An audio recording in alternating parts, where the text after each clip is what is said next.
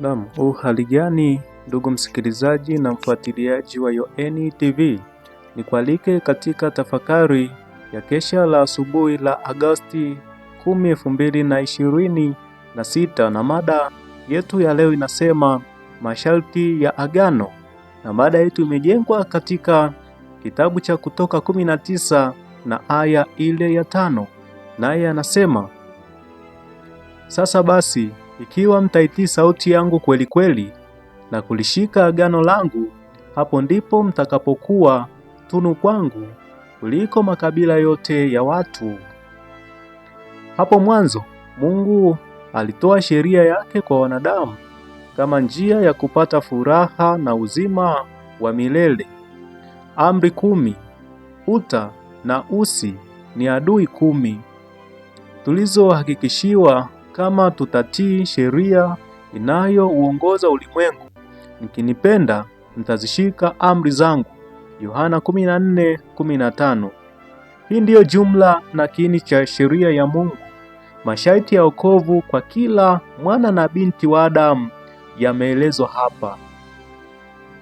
Sheria hiyo ya kanuni 10 za upendo mkuu ambao unaweza kuwasilishwa kwa mwanadamu ni sauti ya Mungu kutoka mbinguni ikizungumza na roho katika ahadi.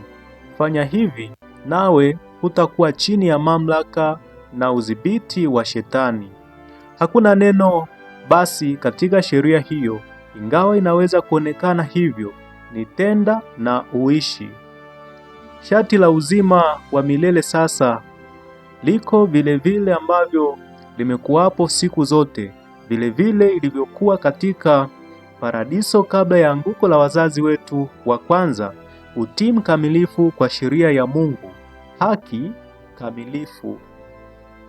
Ikiwa uzima wa milele ungetolewa kwa sharti lolote pungufu ya hili, basi furaha ya ulimwengu wote ingehatarishwa. Njia ingefunguliwa kwa ajili ya dhambi pamoja na masururu wake wote, kwa huzuni na mateso kufanywa kutoweza kufa.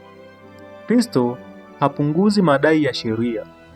Katika lugha dhahiri, anawasilisha utii kwake kama sharti la uzima wa milele, sharti lile ambalo lilihitajika kwa Adamu kabla ya kuanguka kwake. Sharti chini ya agano la neema ni pale vile kama sharti lililowekwa katika Edeni, upatanifu na sheria ya Mungu ambayo ni takatifu, ya haki na njema. Kiwango cha tabia kilichowasilishwa katika agano la kale ni sawa na kile kinachowasilishwa katika agano jipya. Kiwango hiki si kile ambacho hatuwezi kukifikiria. Katika kila amri au agizo ambalo Mungu anatoa, kuna ahadi iliyochanya zaidi, iliyo msingi wa amri hiyo. Mungu ametoa majaliwa ili tuweze kuwa kama yeye, na atalitimiza hili kwa wote ambao hawaweki kizuizi cha nia potofu na hivyo kuzuia neema yake.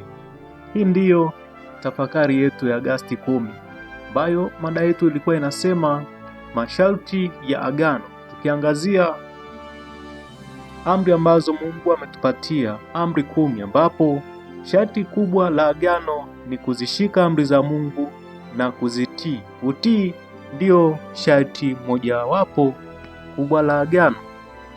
Mungu ametupatia amri 10 ambazo kwa hakika mwandishi anasema ndizo ambazo zinaongoza ulimwengu, ndizo ambazo Yesu anasema mkinipenda mtazishika amri zangu.